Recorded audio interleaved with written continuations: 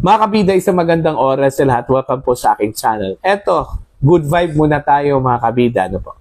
Meron po akong ibahagi po sa inyo, isa pong nakakaantig ng damdamin na testimonya po mga kabida. No? Sa isa pong OFW na nasa death row, okay, dati. Okay, bibitayin na sana mga kabida, dahil ho kay dating Pangulong Duterte, yun, hindi ho natuloy at siya po ay nabigyan po ng panibagong buhay mga kabida. Napakasakit po sa kanya, emotional masyado nung nalaman po niya na si dating Pangulong Duterte ay inaresto po mga kabida at isinuko doon ho sa International Criminal Court, ano? Doon ho sa the Netherlands, okay? Now, pakinggan muna natin ito hong kanya hong testimonya, no? At saka magre-react po tayo mga kabida pagkatapos niyan. Narito po. Hello po, ako po si Ernie Gino Tamonde. Nakita niyo na po ako sa ibang social media. At ito pong sasabihin ko ngayon ay dedicated po ito sa birthday po ni Tatay Digong. Alam niyo po, 15 years ago po, ako po yung nabalita na isang Pilipino sa bansang Iran na bibitayin. So, sa bansang Iran po, out of nowhere po ako doon na kung saan wala po akong access sa kahit sa pamilya ko, kahit sa embassy, na i-captured ako ng Iran at inakusahan ng spying at drugs trafficking. So ganun po ang dinanas ko doon at ang hatol ko po bitay kamatayan. So ang masasabi ko po, kaya po ako lumabas ngayon dahil ang kaso ko po noon ay napaka-sensitive. Pero nung nakita ko ang sitwasyon ni Tatay Digong, dito po ako naantig. Sapagat ang sigaw ng puso ko ay ganito. Can you imagine po, mula sa ilang presidente po ang dumaan, nagsimula kay President Gloria, lahat-lahat po. Pero pagdating kay Tatay Digong, siya lang ang nag-iisang presidente na bayani sa puso ko at hindi lang sa akin kundi sa buong sambayan ng Pilipino. Alam niyo kung bakit po? 5 Iranian po ang pinagpalit ni Tatay Digong para lang makabalik sa akin. Makabalik ako sa bayang sinilangan ko po. Ako ordinaryong tao lang po, pero yung 5 Iranian po na pinagpalit niya sa akin, mga high profile po yun na mga tao. Ganun ko po nakita ang halaga. Ang halaga sa isang ordinaryong Pilipino.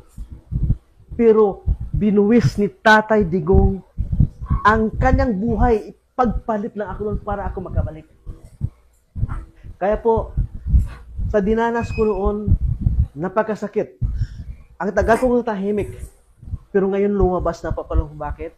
Kasi ang dinanas ko sa Iran, sa bansang dayuhan na pinagkait sa akin ang kalayaan. Pinagpalit ni Tatay Digong yun. Ang 5 banyaga. Pero napakasakit sa akin ngayon po. Sapagkat binigay ng kapwa ko Pilipino doon sa ibang bansa para hatulan. Kaya ko po dito nananawagan sa buong bansa. Hindi nakikita ng makaramihan, lalo na yung against sa kanya. Dahil ang akala na puro patayan, hindi po. Ako nag-iisang patunay na niligtas ni Tatay Digong sapagat nakikita niya ang kadugo niya ni inosente sa bansang Iran. Kaya ako nakabalik po. Mga kababayan, sa buong mundo, nandito po ako nananawagan na iisang ordinaryong Pilipino. Ganun po ako pinahalagahan ng ating tatay para makalaya at maramdaman at maranasan ang kalayaan. Gusto lang po ni Tatay na palayain tayo sa kasamaan. At alam po ng lahat kung gaano po niya pinapahalagahan ang ordinaryong Pilipino, tayo, laban sa kasamaan. Pero ngayon, siya nagsasakripisyo. Kaya po, ako'y naniniwala na kung paano niya ako kinuha sa Iran at kung tayo'y magkakaisa, kaya nating bawiin si tatay doon sa mga dayuhan. Bring him back. Pabalikin natin si Tatay Digong. Maraming salamat po. Sa birthday ni Tatay Digong, isa lang ang sigaw ko at sigaw nating lahat. Pauuwiin si Tatay Digong sa mas mabilis na panahon. Ako po, 7 months na sa death row. 600 kami pong lahat. Ako po ang naiwan. Death survivor po ako doon. Lahat po nabitay, ako naiwan. Pero po ako'y nakikiusap sa lahat po nating kababayan, lahat po nating magkababayan na nakakilala. Kahit hindi kababayan, kahit banyaga na nakakilala kay Tatay Digong, ako po'y nakikiusap na kahit hindi na tayo matutulog po, huwag na tayo matulog. Lahat gagawin natin ang pinaka-the best natin kung ano magagawa natin para lang maibalik po ang tatay natin. Ibalik po natin sapagat siya po ang nag-iisang hero bayani sa lahat po na naging presidente sa ating bayan. Ayun po, nakakaantig talaga ng puso, ano? Nakakaantig ng damdamin. At at the same time po ay nakakakilabot po mga kabida yung kanya hong karanasan, ano? Mantakin nyo ha, nasa death row na po ito. Okay, doon ho sa bansang Iran, mga kabida. Ito pong si Manong. Okay, subalit siguro for God's intervention, ginamit po yung si dating Pangulong Duterte, ano, para po mapigilan yung kanya hong bitay po mga kabida doon ho sa Iran. Eh yun, hindi ho natuloy mga kabida. In fact, doon ho sa kanya hong paglaya mga kabida, no, kasi nakalaya po ito no, ipinalit pala ni dating Pangulong Duterte yung 5 Iranian nationals na nakakulong po dito sa Pilipinas para lang po sa kay Manong. Kapalit po kay Manong po mga kabida, no? Na nakulong po doon ho sa Iran, no? Okay? So, dito po makikita po natin kung gaano po kapassionate po itong si dating Pangulong Duterte para lang po mailigtas po yung kanyang kababayan, ano? Na nasa bingit po ng kamatayan mga kabida. Okay? Isinakripisyo po niya yung mga gumawa po ng kasalanan po dito sa Pilipinas, okay? Nakakulong na po, okay? Kinasuhan na po para lang po mga kabida makaligtas po itong kababayan po natin, ano? Na taga North Cotabato pala ito, ano po? Okay? Na bibitayin na sana sa Iran, pero dahil ho sa kagandahang loob po mga kabida ni dating Pangulong Duterte, yun, nakaligtas po ito. Kaya nung nalaman po niya na yun po yung nangyari po kay dating Pangulo, okay? Inaresto po mga kabida at dinala po sa International Criminal Court. Emotional masyado po itong si Manong, ano? Okay?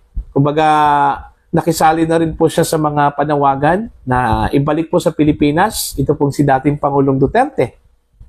Kasi ho, kung meron man pong kaso siguro si Digong dito sa Pilipinas dahil ho sa kanyang napaka-controversial na war on drugs, sana dito po siya o dito po niya haharapin sa Pilipinas, ano? At saka dun ho sa mga complainants, mga kabida, sa mga namatayan, ano? Kung interesado po sila na kakasuhan po itong si Digong, considering wala naman po itong immunity, sana dito po sa Pilipinas nila isinampa po yung kaso, ano? Hindi ho doon sa International Criminal Court. Okay? So, yung kanya hong testimonya, nagpapakita lang po mga kabida, na talagang ganun talaga po itong si Digong, ano? Okay, kaya ho niyang isakripisyo kanyang buhay para lang po sa isang Pilipino na nasa bingit po ng kamatayan, ano? Okay? At siguro marami pong mga ganitong experience, no? Mga OFWs po natin na meron pong ganitong experience, ganitong karanasan, ano? Na bibitayin na po, ano? Kagaya po ni Miss Mary Jane Veloso po mga kabida, no? Naalala po ninyo? Si Miss Mary Jane Veloso na hinatulan po ng bitay doon ho sa Indonesia, no? Nung time po ni Digong, hinatulan po yon at bibitayin na sana yun mga kabida, pero binigyan po ng reprieve, ano? Hindi ho natuloy. Although patuloy yung kaso, pero hindi lang natuloy yung kanyang bitay, ano? Dahil ho sa intervention ni Digong, pinakiusapan ni Digong yung kanyang counterpart doon sa Indonesia, no? si President Joko Widodo that time. Alright? Para lang po hindi matuloy yung bitay po, laban po kay Miss Mary Jane Veloso. Although, nakalaya po ito mga kabida dito sa Pilipinas, okay? Nakauwi na po ito. Alright? Pero sa panahon na po ni Pangulong Ferdinand Bongbong Marcos, okay, nagpapasalamat din tayo doon sa effort po ng kasalukuyang administrasyon para po hindi matuloy at mailigtas po itong si Mary Jane Veloso. Okay? Pero gaya ng sinabi ko po kanina mga kabida, hindi ho ordinaryo, very exceptional talaga ito pong ginawa po ni Digong, doon ho sa ating mga kababayan na mga OFWs po mga kabida. Alam naman po ng mga OFWs na malapit po si Digong sa kanila at malapit po sila kay Digong. Kasi yun nga naiintindihan po ni Digong yung kanilang trabaho, mantakin nyo, isakripisyo mo yung yung mga mahal sa buhay, iiwanan mo sa Pilipinas, lalayo ka, para lang po bigyan po sila ng magandang buhay mga kabida. Isang yan isang napakalaking sakripisyo yan. Okay? Pero pagdating ho sa ibang bansa, yun yung sasapitin mo. Yung kasalanan ng iba, ikaw yung sasalo, di ba? So yun yung masakit. So dun ho, naintindihan po yun ni Digong. Kaya ganun na lang po yung kanyang passion mga kabida para tulungan po itong mga kababayan po natin. Kaya ito pong si Manong, dahil ho sa kanyang nalaman at emosyonal po yan mga kabida, sumasali na po ito sa mga pagtitipon nito. In fact, during sa birthday po ni Digong, nakisali po siya doon ho sa mga panawagan po mga kabida na ibalik po si dating Pangulong Duterte dito sa Pilipinas. May nakita akong speech po niya doon ho sa North Cotabato. Okay? Kung saan po mga kabida, ibinahagi po niya yung kanyang karanasan with the former president na naging anghel po niya, mga kabida. So, yun lang po, So, ilang manong pa kaya na meron pong ganong karanasan na naging bida po itong si dating Pangulong Rodrigo Duterte. Baka po meron po kayong mga ganitong istorya, okay, tungkol po dito,